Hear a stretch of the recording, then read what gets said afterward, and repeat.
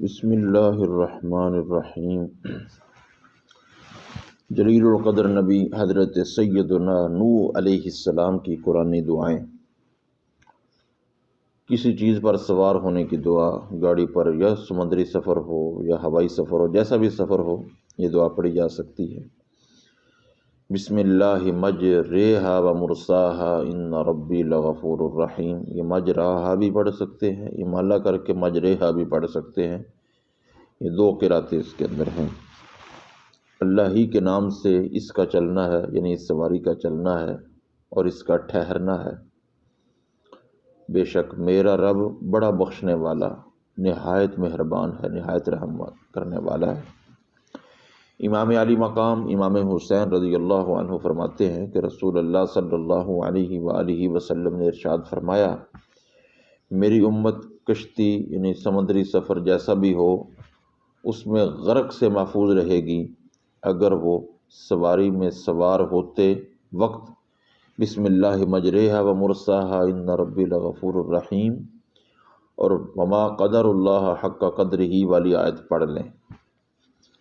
وما قدر اللہ حق قدرہ والی آیت کون سی ہے؟ یہ سورۃ الزمر کی آیت نمبر 67 ہے۔ بسم اللہ الرحمن الرحیم۔ وما قدر اللہ حق قدرہ والارض جميعا قبضته يوم القيامة والسماوات مطويات بيمينه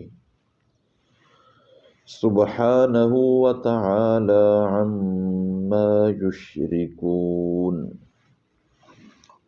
اور انہوں نے اللہ کی قدر نہیں کی جیسا کہ اس کی قدر کرنے کا حق ہے، اس کی قدر کا حق ہے۔ والارض جمیعا قبضتہ، اور ساری کی ساری زمین قبضتہ اس کی مٹھی میں ہوگی، یوم القیامہ قیامت کے دن، اور ساری کی ساری زمین قیامت کے دن اس کی مٹھی میں ہوگی۔ والسماوات مطویات بیمینہ، اور سارے آسمان مطویات لپٹے ہوئے بیمینہ ہی اس کے دائیں ہاتھ میں ہوں گے، یعنی اس کے قبضہ قدرت میں ہوں گے۔ یہ مٹھی اور اس کا دایاں ہاتھ یہ ہمیں مکلف نہیں ٹھہرایا گیا، جیسے اس کی شان ہے اللہ ویسے تو جسم و جسمانیات سے پاک ہے۔ سبحانہ وتعالی عما یشرکون، وہ پاک ہے اور ہر اس چیز سے برتر ہے، تعالی بلندتر ہے جس سے یہ لوگ شریک ٹھہراتے ہیں۔ جھوٹے مقدمات میں فتح اور باعزت نجات کی دعا، یہ سورۃ الشعراء کی آیت نمبر 117 اور 118 ہے۔ رب ان قومی کذبون فافتح بینی وبینہم فتحا ونجنی ومن معی من المؤمنین۔ یہ بھی بڑی شاندار دعا ہے حضرت نوح علیہ السلام کی۔ جھوٹے مقدمات میں وہ قوم سے مخاطب ہونے کی بجائے اللہ سے مخاطب ہو رہے ہیں۔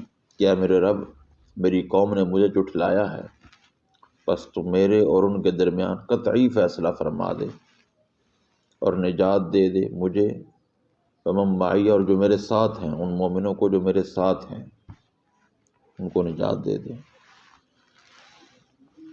نئی جگہ حفاظت و برکت کی دعا، جب کوئی بندہ نئی جگہ جائے یا اپنے گھر میں جائے، مسجد میں جائے، جس جگہ پر بھی بندہ جائے، صبح اٹھے مسجد میں جائے، مسجد سے اٹھتے گھر جائے، گھر سے آفس جائے، جہاں پر بھی، تو وہاں پر یہ دعا پڑھی جا سکتی ہے اور اس کی بڑی برکات ہیں۔ یہ سورۃ المومنون کا آیت نمبر 29 ہے۔ رب انزلنی منزلا مبارکا وانت خیر المنزلین۔ اے میرے رب، مجھے بابرکت منزل پر اتار، یعنی جہاں پر میں آ رہا ہوں یہ بابرکت ہو۔ وَأَنْتَ خَيْرُ الْمُنزِلِينَ، اور تو ہی سب سے بہتر اتارنے والا ہے۔ گھر میں داخل ہوتے وقت بھی اور ہر نئی جگہ اترتے وقت بھی یہ دعا پڑھنی چاہیے۔ حضرت سیدنا علی المرتضیٰ کرم اللہ وجہہ الکریم جب مسجد میں تشریف لے جاتے تو یہ دعا پڑھتے تھے۔ حضرت ابو امامہ رضی اللہ عنہ فرماتے ہیں، جو بندہ کسی مجلس میں بیٹھے اور یہ پڑھ لے اللہم انزلنی منزلا مبارکا وانت خیر المنزلین، تو بندہ اللہ کی پناہ میں آ جاتا ہے جب تک وہ گناہ سے محفوظ رہے۔ کسی کام سے عاجز آ جانے کے وقت دعا، یعنی بندہ کام کر کر کے تھک جائے اور اپنے آپ کو سمجھ جائے کہ اب میں یہ نہیں کر سکتا، اس وقت انی مغلوب فانتصر، یہ حضرت نوح علیہ السلام نے تو کہا تھا کہ جب وہ آپ کی قوم آپ کی بات نہیں مان رہی تھی تو آپ نے کہا کہ انی مغلوب، میں عاجز آ گیا ہوں، پس تو ہی ان سے بدلہ لے۔